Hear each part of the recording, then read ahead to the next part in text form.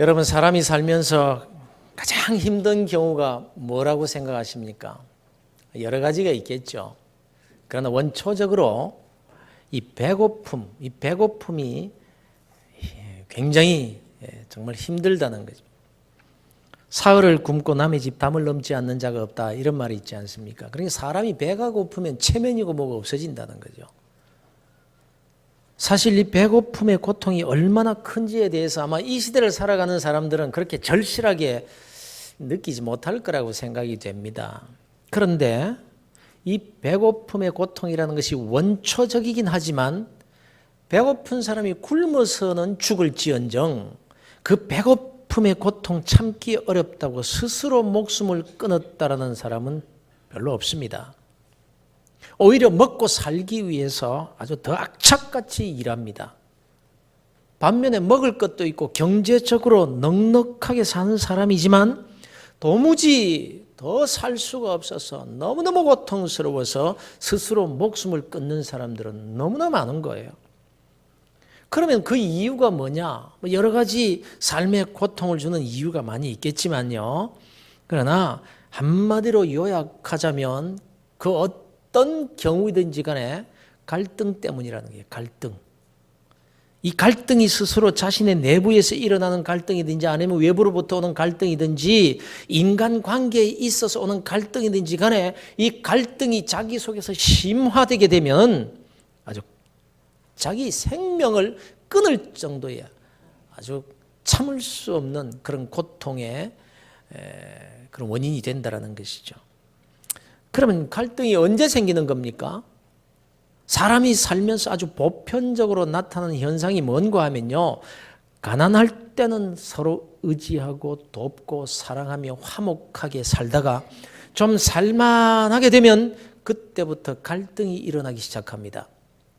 재산 문제를 둘러싸고 싸움을 벌인다든지 없을 때는 그렇게도 사이가 좋았었는데 이제 좀 가지게 되니까 그것도 많이 가지면 가질수록 더 많이 다투게 되는 경우들을 우리가 보면서 살고 있습니다. 그런데 이게 남의 일이 아니라는 거예요. 인간의 보편적인 문제, 아니 죄인이기 때문에 어쩔 수 없이 일어나는 문제이기 때문에 지금 내가 겪고 있는 일일 수도 있고요. 그리고 앞으로 나도 누구나 맞닥뜨려야 될 이 문제가 바로 갈등인 거예요. 오늘날 인생들이 이 문제 때문에 자기 안에서 일어나고 있는 모든 이 문제를 통해서 갈등하며 삽니다. 이 갈등 때문에 가지고도 불행하게 삽니다. 더 소유가 많아지고 점점 더 경제적으로 부유해지기는 하는데 여기저기에서 다툼은 과거보다 훨씬 더 많습니다. 그래서 걱정, 근심이 많고 마음이 편치를 못해요. 우울증이 생기고 뭐 아무 이유도 없이 그냥 가만히 있는데 마음이 쿵 내려앉아요. 이유도 없이 불안해요. 그렇다면 그리스도인들인 저와 여러분은 이 필연적으로 피할 수 없는 갈등의 문제를 어떻게 해결할 수 있겠느냐 하는 점입니다. 오늘 이 본문을 통해서 이 문제에 대해서 우리가 해답을 찾아보려고 합니다. 우리 그리스도인들이 어떤 존재들입니까? 우리 그리스도인들을 가리켜서 아브라함의 후사들이라고 합니다. 그런즉 믿음으로 말미암은 자들은 아브라함의 자손인 줄 알지어다. 너희가 그리스도의 것이면 곧 아브라함의 자손이요 약속대로 유업을 이을 자니라. 약속대로 아브라함의 유산을 이어받을 자들이니라. 이렇게 말해요. 그래서 아브라함을 가리켜서 믿음의 조상이라고 하는 거예요. 이스라엘의 핏줄을 따지면 이스라엘의 조상이라고 하겠지만 아브라함을 가리켜서 믿음의 조상, 예수 그리스도를 믿어 구원받은 모든 하나님의 백성들을 가리켜서 믿음의 조상 아브라함의 후사들이다, 이렇게 말하는 것입니다. 그런 거로 아브라함의 후사들인 그리스도인들은 마땅히 믿음의 조상인 아브라함을 통해서 배워야 하는 것입니다. 하나님이 무엇을 원하시는지, 어떻게 살아야 아브라함과 그의 후사에게 약속된 그 유업, 그 유산을 받아 누릴 수 있게 되는지, 어떻게 살면 안 되는지, 하나님이 우리에게 원하시는 믿음은 어떤 믿음인지 아브라함을 통해서 배우기를 원하고 계신 겁니다. 그 가운데 오늘은 우리가 만나는 이 갈등의 문제를 어떻게 해결해야 하는지를 아브라함을 통해서 배우려고 합니다. 본문 6절에 이렇게 기록되어 있습니다. 그 땅이 그들이 동거하기에 넉넉하지 못하였으니 이는 그들의 소유가 많아서 동거할 수 없었음이라. 이렇게 말씀합니다. 소유가 갈등의 원인이 된 거예요. 아브라함이 하란을 떠날 때 데리고 왔던 그 조카 롯과의 사이에서 어려울 때는, 없었을 때는, 삶의 위기를 느꼈을 때는, 고생하며 살았을 때는 서로 갈등이 없었습니다. 서로 도왔습니다. 서로 사랑했습니다. 힘을 합했습니다. 그런데 가나안 땅에 정착해서 이 목축의 숫자가 늘어나고 재산이 늘어가면서 점차로 이 아브라함과 롯 사이에서 갈등이 생기게 되더라는 겁니다. 그런데 여러분, 이게 꼭 거기만이 아니라 사람이 모이는 곳은 어떤 곳이든지 이 인간 관계에서 일어나는 갈등이 있어요. 인간이 모이는 모든 공동체에는 이 갈등이 일어나게 되어 있습니다. 가정에서도 식구끼리의 갈등이 있지 않습니까? 일하는 직장에서도 인간관계의 갈등이 있습니다. 바로 믿음의 조상 아브라함의 공동체 내에서도 갈등이 일어났다는 말이고, 오늘 거룩한 믿음의 공동체인 교회 안에서도 이 갈등의 문제는 끊임없이 일어나게 되어 있다는 것입니다. 갈등이 없기 때문에 은혜로운 교회고, 갈등이 없기 때문에 좋은 교회가 아닌 거예요. 저 유명한 스펄전 목사님의 전기에 나오는 얘기를 여러분 들어서 다 아시죠? 어느 날 어떤 젊은 사람이 스펄전 목사님을 찾아와서 이렇게 말합니다. 목사님, 저는 이 교회 저 교회 다니면서 너무 상처를 많이 받았습니다. 그래서 이제 저는 아무 교회나 나갈 수가 없습니다. 목사님 부탁드립니다. 완벽한 교회, 완전한 교회 좀 소개 좀 해 주십시오. 퍼펙트 처치 좀 소개 좀 해 주십시오. 그때 목사님이 웃으면서 이런 말을 했다고 하지요. 성도님이 만일 그런 완벽한 교회를 찾거든 제게도 좀 알려주십시오. 나도 그런 교회 좀 보고 싶습니다. 그러나 만약 당신이 그런 교회를 찾거든 절대로 그 교회에 등록은 하시면 안 됩니다. 왜 그런데요? 당신이 그 교회에 등록하는 순간부터 그 교회의 완전함과 거룩함이 깨어져 버릴 것이기 때문입니다. 이렇게 말했다는 거예요. 그렇습니다, 여러분. 불완전한 인간이 모여 형성되는 그런 공동체에는 언제나 불안정성이 나타날 수가 있는 것입니다. 교회만큼 다양한 사람들이 모여 있는 공동체는 없습니다. 그래서 교회는 끊임없이 갈등이 일어나게 되어 있습니다. 숫자가 적을 때보다는 많아질수록 갈등이 더 많이 일어나고, 재정이 어려울 때보다는 좀 넉넉해지면, 처음 나올 때보다는 경력이 쌓일수록 갈등이 일어날 소지는 더 많아지게 됩니다. 그런 거로 좋은 교회, 은혜로운 교회란 갈등이 없는 교회가 아니에요. 그 갈등을 믿음으로 잘 해결할 줄 아는 교회가 좋은 교회요, 은혜로운 교회라고 하는 것입니다. 이 갈등의 문제는 믿음의 조상 아브라함의 공동체 내에서도 일어났던 문제이고, 그래서 사람이 사는 곳에는 어디든지 피할 수 없는 문제로 그렇게 다가오는 것입니다. 그러면 우리 믿음의 사람들은 어떻게 해야 하는 걸까요? 그 답을 아브라함에게서 찾을 수 있다는 것입니다. 믿음의 조상 아브라함에게서 말입니다. 그래서 오늘 이 말씀의 교훈을 잘 받으셔서 이 갈등의 문제를 넉넉히 극복하시고 우리에게 약속된 분복을 놓치지 않고 받아 누리는 복된 그리스도인들이 다 되시기를 우리 주 예수 그리스도 이름으로 축원합니다. 자, 아브라함의 공동체의 갈등이 일어났습니다. 이 갈등은 복을 많이 받아서 일어난 갈등이었습니다. 아브라함도 복을 많이 받았고 롯도 복을 많이 받았습니다. 얼마나 복을 많이 받았든지 함께 살 수 없을 정도로 재산이 늘었습니다. 그래서 아브라함의 가축을 돌보는 목자와 롯의 가축을 돌보는 목자 간에 서로 다툼이 일어나는 거예요. 우물가에 가면은 서로 자기 양을 먼저 먹이려고 다투는 거예요. 내가 먼저다, 네가 먼저다. 어찌 보면 참 불행한 일이죠. 재산이 늘었다는 것은 좋은데 잘 지내다가 이렇게 티격태격 다투는 일이 생겼으니 얼마나 좋지 못한 일입니까? 그런데 말입니다. 우리가 꼭 기억해야 될 점이 있습니다. 이 갈등을 잘 극복하고 축복의 길로 나아갈 수도 있고 이 갈등을 잘못 처리해서 아주 불행으로 빠져버릴 수도 있다는 거예요. 그런 거로 갈등이 기회가 되는 거예요. 여러분, 그래서 이 사건은요, 저와 여러분에게 아주 중요한 메시지를 주고 있는 겁니다. 만일 우리가 이 말씀의 교훈을 믿음으로 잘 받아서 생각을 바꾸기만 하면 우리의 인생을 바꿀 수가 있습니다. 하나님의 말씀이기 때문에 그렇습니다.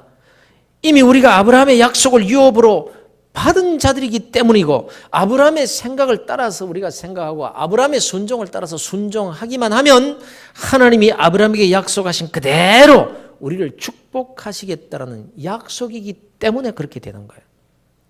그리스도인은 누구냐? 곧 그가 아브라함의 자손이요 약속대로 유업을 이을 자이기 때문에.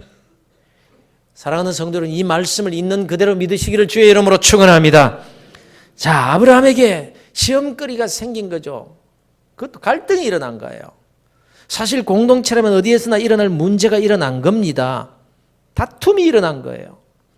이러한 때 대부분의 사람들이 어떻게 합니까? 가장 세상적이고도 보편적인 태도는 이런 겁니다. 시시비비를 가리는 겁니다. 그렇다면 시시비비를 가리는 보편적인 방법은 뭡니까? 시비가 일어났을 때 당사자들을 불러서 따지는 겁니다. 네가 이래서 잘못했고 너는 이래서 잘못됐다. 네가 옳고 네가 그러다. 시시비비를 이 당사자들을 불러서 따져서 해결하는 방법입니다. 그런데 여기에는 권위가 아주 중요합니다. 권위가. 그래서 아브라함은요, 얼마든지 이 문제를 자기 권위로 해결할 수 있는 사람이었습니다. 그 공동체 안에서는. 아브라함의 말은 곧 법이었습니다. 그런데 이게 문제거든요. 잘잘못에 대한 시시비비가 잘 가려지고 그래서 잘못된 당사자들이 자신의 그 잘못을 인정하고 예, 제가 잘못했습니다. 제가 잘못했습니다. 이러면 얼마나 좋겠습니까? 그런 시비가 일어나지도 않아요, 사실은. 그렇다면은. 근데 거의가 그렇지 않다는 데 문제가 있는 겁니다. 대부분 이렇게 해서 해결이 되고 문제가 풀리는 것이 아니라 갈등은 더 커지고 문제는 더 복잡해지기 마련입니다. 이러는 과정 속에서 사람의 감정이 상하잖아요. 점점 더 인간관계에 금이 갑니다. 시간이 가면 갈수록 점점 돌이킬 수 없는 자리에 이르게 되고 마는 것입니다. 그래서 얻는 것보다 시시비비는 잘 가렸는데 얻는 것보다 잃는 것이 훨씬 더 많아지는 거예요. 대부분이 이렇게 되고 맙니다. 시시비비를 가려서 해결되는 경우가 거의 없습니다. 그래서 시시비비를 정확하게 가려가지고 상대방이 찍소리도 못하게 만든다고 할지라도 마음속으로는 승복하지 않습니다. 그래서 이겨도 그로 말미암아 잃는 것은 얻는 것보다 비교할 수 없이 더 커버리게 되는 그런 일들이 너무 많은 거예요. 여러분 생각해 보십시다. 사도행전에 보면 바나바와 바울이 같이 전도 여행을 하다가 두 사람이 갈등을 빚게 됩니다. 지난번 선교 여행 때에 마가 요한이라는 청년이 같이 전도 여행을 하다가 무단 이탈을 해버리는 거예요. 그 사정은 모르겠지만 바울은 아주 단호한 사람입니다. 엄격한 사람이고 목적지향적인 사람입니다. 그래서 바울 입장에서는 이렇게 성실하지 못한 사람과 하나님의 일을 할 수 없다라는 거예요. 지난번에도 하나님의 일을 이렇게 엉망으로 만든 당사자인데 이번 전도여행에서는 이런 불성실한 사람과는 같이 전도여행 갈 수 없다. 이거예요. 이것이 바울의 주장이었습니다. 그러나 바나바는 주장하기를 예수님의 사랑이 뭐냐? 이런 사람을 다시 한번 받아주고 용서해주고 기회를 주고 그래서 이런 사람의 상처를 잘 치료해야 되는 것이 주님의 마음이 아니냐. 그러니까 기회를 한번 더 줍시다. 같이 데리고 갑시다. 이게 바나바의 주장이었어요. 이래서 갈등이 생기고 서로 주장하다가 싸웠다 이거예요. 결국 바울과 바나바가 함께 가지 못하고 따로따로 갈 만큼 갈등이 컸습니다. 그렇다면 여러분 누가 옳습니까? 바울이 옳습니까? 바나바가 옳습니까? 아니면 둘 다 옳습니까? 그 가운데 택하라고 한다면 여러분은 누구를 택하겠습니까? 여러분 여기에 옳고 그름의 문제보다 더 중요한 점이 있다는 것을 알아야 되는 겁니다. 바로 여기에서 생각을 바꿀 수 있는 성숙함이 우리에게 필요한 거예요. 우리 교회 공동체 내에서도 반응은 절대로 같이 나오지 않습니다. 바나바적인 생각을 가진 사람은 바나바가 옳다고 그럴 것이고, 바울적인 사고를 하는 사람은 바울이 옳다고 할 것입니다. 그런데 사실 이건 옳고 그름의 문제가 아니라 사고의 전망의 차이요, 방법론의 차이일 뿐인 겁니다. 이것을 가지고 어느 쪽이 옳다 틀렸다고 하는 옳고 그름의 차이로 접근하면 안 되는 거예요. 적어도 우리 그리스도인들은. 심리학자 해리슨이라는 사람이 쓴 I am okay, you are okay라는 그런 아주 유명한 책이 있습니다. 이 책에 보면 어떤 사람이 건강한 사람인가, 나도 옳지만 당신도 옳을 수가 있다. I am okay, you are okay. 이렇게 생각하는 사람이 건강한 사람이라는 거예요. 사실 우리가 이 생각을 바꾸는 훈련이 필요한 것입니다. 자기가 옳다고 생각하면 그 어떤 경우에도 바꾸지 않는 사람이 있습니다. 의지가 굳은 사람이라고 할 수도 있겠지만, 그러나 하나님의 말씀 앞에서는 언제나 자기의 생각을 아주 플렉시블하게 아멘하고 생각을 바꿀 수가 있어야 됩니다. 이런 사람을 가리켜서 하나님의 사람, 믿음의 사람이라고 하는 겁니다. 그러면 아브라함은 어떻게 이 문제를 해결했느냐, 이 점을 보자는 거예요.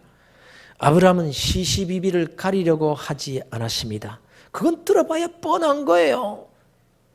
이제 짐승에게 물을 먹인다고 합시다. 내가 먼저다 할 때 아브라함의 가축이 먼저여야 됩니까? 롯의 가축이 먼저여야 합니까? 두 가지로 나오는 거예요. 아브라함이 어른이니까 당연히 아브라함이 먼저다, 이럴 수가 있습니다. 그러나 반대로 어른이니까 먼저 양보해야지, 이럴 수 있는 거예요. 사람이 어떤 문제를 만났을 때 그 문제에만 빠져서 허우적거리면 더 큰 것을 놓쳐버리게 됩니다. 거기에서 허덕이다가 이것도 놓치고 저것도 다 놓쳐버리는 그런 삶이 되고 만다는 거예요. 그런데 8절에 보면 아브라함이 이렇게 말합니다. 아브라함이 롯에게 이르되 우리는 한 친족이라 나나 너나 내 목자나 네 목자나 서로 다투게 하지 말자. 서로 다투게 하지 말자. 누가 잘했느냐, 누가 옳으냐의 이 문제가 중요한 게 아니라는 겁니다. 서로 잘했다 할 것은 뻔한 일이요. 서로가 억울하다고 생각할 거예요. 그래서 이 시시비비를 가리는 것보다 더 중요한 것은 뭐냐? 다투지 말아야 된다. 다투지 말아야 된다. 그런데 아브라함이 이렇게 생각한 이유가 있어요. 7절을 보시면요. 그러므로 아브라함의 가축의 목자와 롯의 가축의 목자가 서로 다투고 또 가나안 사람과 브리스 사람도 그 땅에 거주하였는지라, 이렇게 기록하고 있습니다. 여러분, 아브라함이 다투지 않고 다른 방법으로 문제를 해결하고자 했던 이유가 여기에 있다는 거예요. 다시 말씀드리면 아브라함이 마음이 넓어서 혹은 사람이 인자해서 이런 이유보다, 이런 이유도 있었겠지만 그러나 이런 이유보다 성경에서 더 강조하고자 하는 메시지가 뭔가 하면요, 가나안 사람들이 하나님의 사람들이 사는 모습을 보고 있기 때문이라는 거예요. 세상 사람들이 보고 있기 때문에 분하면 아브라함이 더 분한 겁니다. 오갈 데 없는 조카 자식 데려다가 이만큼 잘 사도록 해주니까 이제 반항하고 대드는 꼴 아닙니까? 어디라고 티격태격 싸움을 걸 수 있단 말입니까? 그러나 아브라함은 말합니다. 세상 사람들이 보고 있지 않느냐, 누가 잘했느냐, 누가 잘못했느냐, 이게 문제가 아니라 사람들이 보고 있지 않느냐, 우리 다투지 말자. 믿음의 조상 아브라함을 생각해 보십시오. 우리가 믿음의 사람 아브라함의 후사들이라는 점을 기억하시길 바랍니다. 무엇이 옳으냐, 누가 바르냐 하는 이 문제 자체를 생각할 것이 아니라 하나님의 공동체를 생각하는 아브라함, 하나님의 영광을 생각합니다. 사람들이 보고 있지 않느냐. 오늘날도 마찬가지입니다. 어떤 교회를 가리켜서 은혜로운 교회라고 하겠습니까? 의로운 사람들이 모인 교회일까요? 정직하고 경우가 바르고 실수하지 않는 사람들이 모인 교회를 두고 은혜로운 교회라고 하는 것일까요? 아닙니다. 그렇지 않습니다. 그런 교회는 없습니다. 이 지상에 그런 교회는 없어요. 죄인들이 모이는 곳인데. 단 아브라함의 생각을 가진 사람들이, 그런 성도들이 많은 교회가 은혜로운 교회라는 것입니다. 시시비비 이런저런 문제가 많습니다. 온갖 죄인들이 다 모였는데 얼마나 문제가 많겠습니까? 그러나 그 문제를 두고 생각을 바꿉니다. 누가 옳으냐의 문제를 가리다가 하나님의 영광을 가리면 더 큰 것을 잃는 것이요 더 큰 죄를 짓는 것이다. 이 생각으로 빨리 바꿀 수가 있어야 된다는 거예요. 내가 옳은 바를 주장하고 싶지만 그러나 사람들이 보고 있습니다. 나보다 믿음이 약한 자가 보고 있습니다. 초신자가 나를 보고 있습니다. 그래서 입술을 깨뭅니다. 하늘을 바라보고 주님을 생각합니다. 이 훈련을 하는 곳이 바로 교회입니다. 교회에서 이 훈련을 받고 가정으로, 직장으로 돌아가게 되는 거예요. 이 가정 공동체에서도 일어나는 문제가 얼마나 많습니까? 부부간의 문제에서도 문제보다 더 중요한 것을 볼 수 있어야 건강한 부부 생활을 할 수 있는 거예요. 남편이 교회에 나오지 않습니까? 믿음이 약합니까? 그래서 내가 마땅히 잘했고 따져서 바로잡고 싶은 마음이 꿀떡 같을지라도 나의 태도 때문에 하나님의 영광이 가려지고 남편이 더 불신의 길을 갈 수 있다면 입을 다뭅니다. 그냥 참고 양보하고 울면서 기도합니다. 아내에게 문제가 있다고 생각되십니까? 그래서 완력을 써서라도 바로잡아야 되겠다는 생각으로 매일 티격태격하고 있지는 않습니까? 그러면 그 모습을 아들이나 딸이 그 시시비비를 가리면서 싸우는 그 부모를 두고 어떻게 생각할까요? 그래서 시시비비가 분명하게 가려져서 한쪽이 인격적으로 짓밟히는 모습을 보면서 그 이긴 쪽을 두고 우리 자녀들이 잘했다, 우리 부모에게 배울 만하다 이러겠습니까?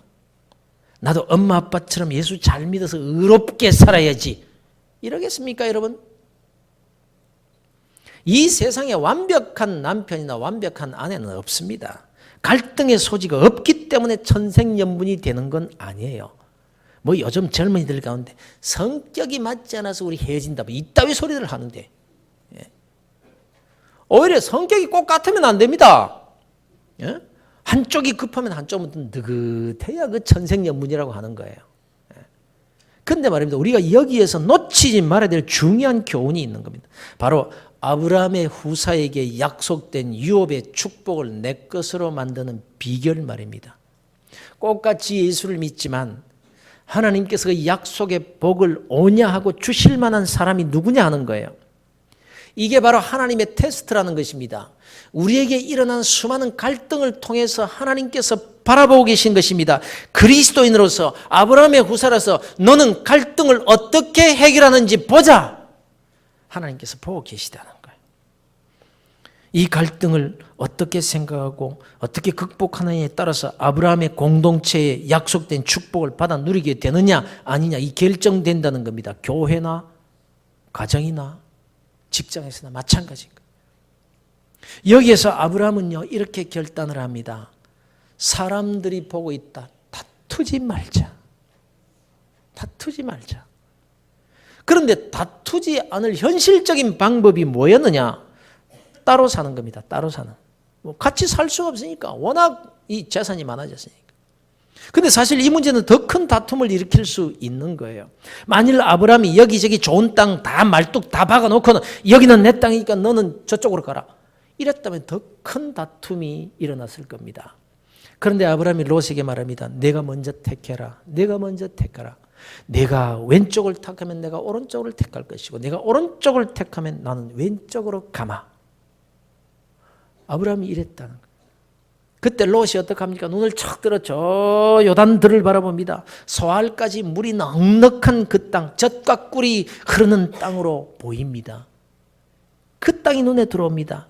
롯에게 그 땅이 어떻게 보였느냐? 여호와의 동산 같고 애굽 땅과 같이 보였다고 기록하고 있습니다. 그래서 그 땅을 택합니다. 무슨 말씀인지 이해가 되십니까? 좀 더 현실적으로 말한다면 롯이 다툼에서 이겼다는 겁니다. 아브라함은 졌다는 거예요. 그런데 누가 축복을 받습니까? 아브라함입니다.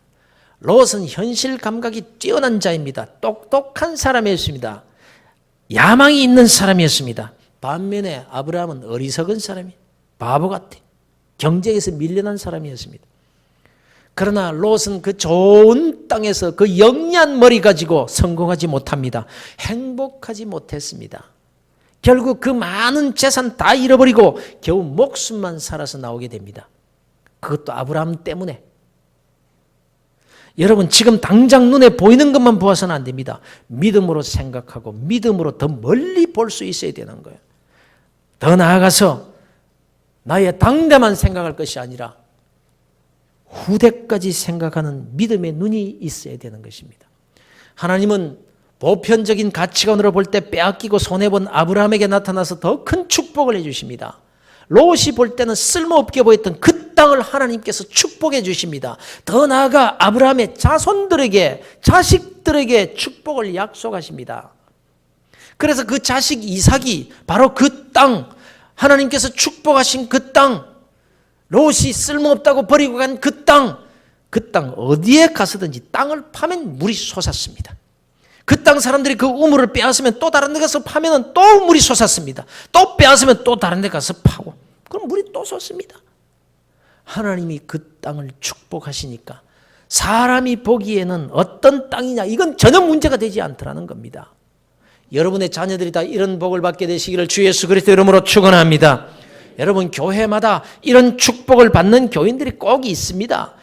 이제 두 손 다 털고 세상적으로 인간적으로 볼 때 모든 것을 다 포기해야 될 바로 그때에 하나님이 손을 대시니까 전혀 물이 날 땅이 아닌 그 자리에서 샘이 펑펑 터지는 은혜를 받는 자들이 있다는 것입니다.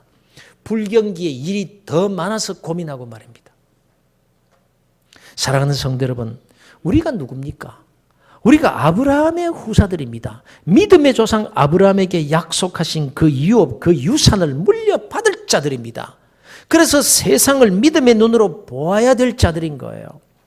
롯이 좋은 땅 차지하고 떠나버린 그 자리에 아브라함이 초라하게 서 있을 때 하나님께서 아브라함에게 이렇게 말씀하십니다. 너는 눈을 들어 너 있는 곳에서 북쪽과 남쪽 그리고 동쪽과 서쪽을 바라보라.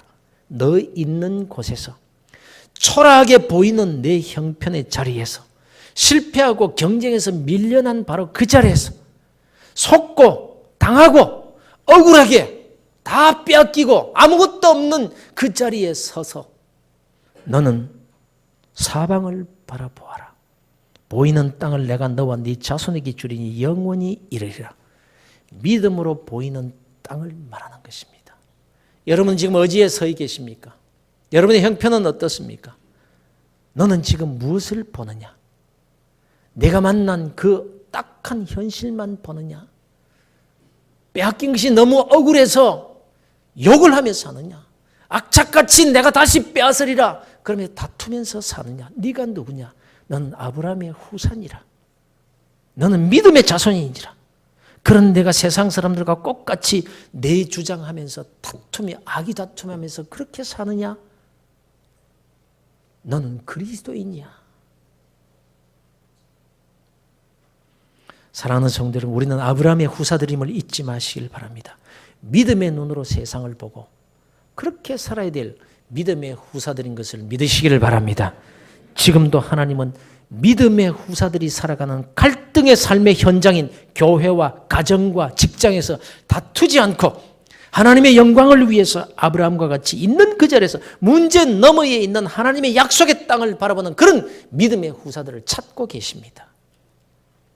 바로 여러분이 아브라함의 후사로 인정받아서 약속되어 있는 그 축복의 유업을 다 받아 누리는 성도들 되시기를 우리 주 예수 그리스도의 이름으로 축원합니다.